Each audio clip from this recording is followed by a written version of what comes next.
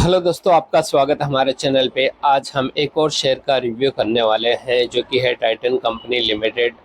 अगर हम इसके करंट भाव की बात करें तो 5118 के भाव पे है। वहीं पे अगर हम इसका कुछ अगर पिछले 5 दिन का परफॉर्मेंस देखें तो 5 दिन पहले ये 4900 के आसपास के भाव पे था। वहीं पे एक महीने में देखे तो एक महीने पहले ये 4600 के भाव पे अवेलेबल था और एक महीने में लगभग 11.25% का इसने रिटर्न दिया है। वहीं पे 6 महीने का अगर देखें तो 6 महीने पहले 4200 या 4250 के भाव के आसपास था और लगभग ये अगर देखोगे तो 12 जून तक उसी रेंज के आसपास ही था। फरवरी से लेके जून महीने तक ये लगभग 4100 या 4200 के भाव के रेंज में था। लेकिन जून के बाद में एक महीने में अगर देखोगे जुलाई और अगर ये तो काफ़ी अच्छी खासी इसने यहाँ पे ग्रोथ दिखाई है, या फिर कह सकते हैं कि एक बहुत अच्छी खासी रैली दिखाई है जहाँ पे ये 4200 के भाव से सीधा का सीधा कहाँ पे आ गया है, 5000 के भाव पे टच कर दिया है। तो करीब अगर देखोगे तो 1 जनवरी और जून तक इसने जो इसका जो सफ़र है देखोगे तो 4000 से लेके 4200 के आसपास है। और वहीं पे 1 जुलाई से लेके अभी अगस्त में इसने काफ़ी ज़्यादा एकदम से मोमेंटम दिखाया है। अभी हम इसका मार्केट कैप देखते हैं। इसका मार्केट कैप है 4.54 लाख करोड़ का है। पी रेशियो अगर देखोगे तो बहुत ज़्यादा बढ़ चुका है, 89.54 आ चुका है, जो कि एक अगर हम देखें तो कंसर्न वाली बात यह है कि नए इन्वेस्टर्स के लिए तो फ़िलहाल यहाँ पे बहुत ज़्यादा ही अगर रिस्की मैटर हो सकता है, क्योंकि इसका पी का वैल्यूएशन बहुत ज़्यादा बढ़ चुका है। 89.54 मतलब बहुत ज़्यादा वैल्यूएशन है।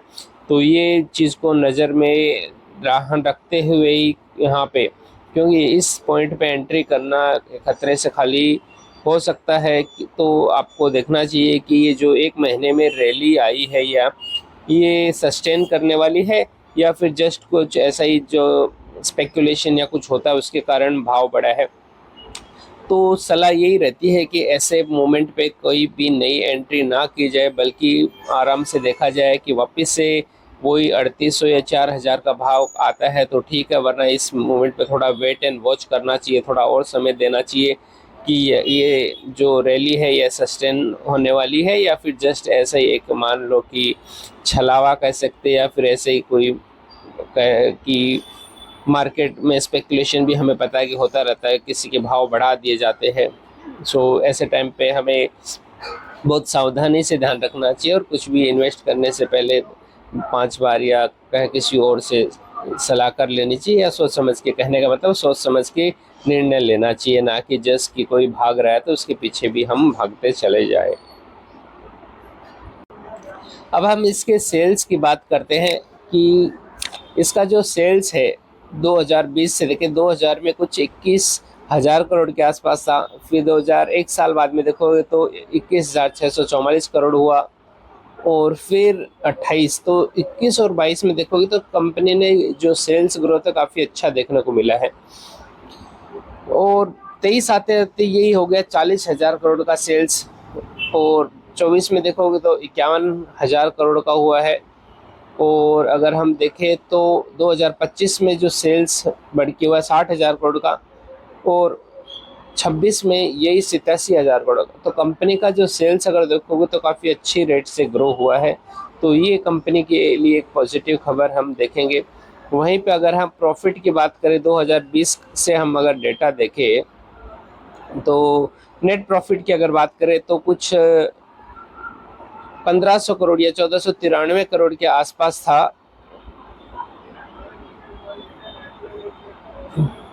यहाँ पे देखोगे तो ये 1493 करोड़ के आसपास यहाँ पे है। वहीं पे 2021 में इसका थोड़ा लेवल कम होता है, या कहते हैं कि जो प्रॉफिट है उसकी दर कम हो जाती है। और थोड़ा और आगे हम अगर देखें, अभी पिछले अगर 2 साल में इसमें देखें तो यहाँ पे अगर आप देखोगे तो ये करीब 3200 के आसपास, 3274 करोड़ के आसपास यहाँ पे नेट प्रॉफिट था। वहीं पे अगले साल में ये 3400 होता है, और 25 में जो 3300 से तो प्रॉफिट तो लगभग एक जैसे ही, कोई बहुत ज़्यादा अंतर हमें देखने को नहीं मिल रहा है कि इसमें बहुत ज़्यादा ऐसा सेल्स बढ़ा है, लेकिन जो नेट प्रॉफिट है वो कंपनी का लगभग एक जैसा ही हो रहा है। लेकिन आप यहाँ पे अगर देखोगे, अब देखोगे तो सडनली बहुत अच्छा आपको कुछ ऐसा मोमेंटम देखने को मिल रहा है, जहाँ पे हम बता रहे ये पोर्शन आपके लिए ध्यान रखना है कि जो 3 साल में जो प्रॉफिट था जो 3200-3300 करोड़ के आसपास था, सडनली अगर देखोगे तो आप कंपनी ने 25 से 26 में आते आते कंपनी का जो प्रॉफिट है करीब 1700 करोड़ या 1650 करोड़ के आसपास यहाँ पे बढ़ चुका है। तो बहुत ज़बरदस्त स्पाइक हुआ है इस एरिया में अगर देखोगे। वहीं पे अगले साल फिर से अगर हम देखेंगे तो फिर से भी बहुत अच्छी ग्रोथ यहाँ पे देखने को मिली है।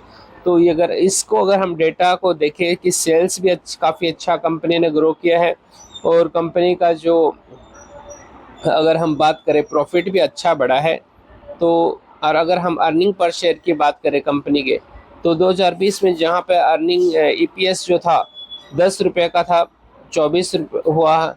वहीं अभी देखोगे तो आप 64 या उसके आसपास 65 रुपये के आसपास हो गया है अर्निंग पर शेयर।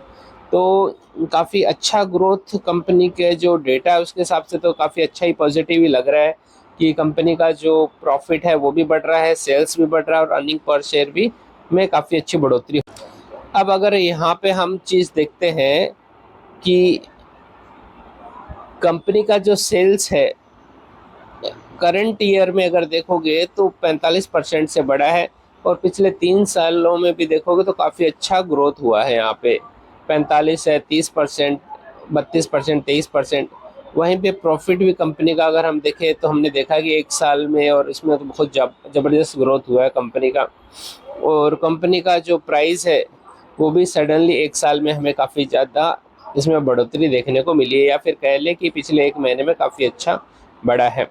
वहीं पे 3 साल में अगर हम देखें तो 34% की बढ़ोतरी है, 5 साल में 32 की है, और 10 साल में 29, और लास्ट ईयर तो 40। तो ओवरऑल देखें तो 10 साल में भी देखोगे तो आप काफ़ी अच्छी है यहाँ पे बढ़ोतरी हमें देख।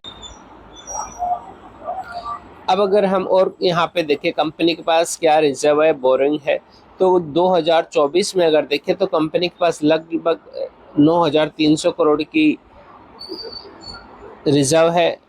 वहीं पे 2025 आते आते यही 9300 से 11,500 करोड़ हो जाता है, और करंट ईयर में तो कंपनी का रिजर्व भी बहुत अच्छा यहाँ पे बढ़ रहा है।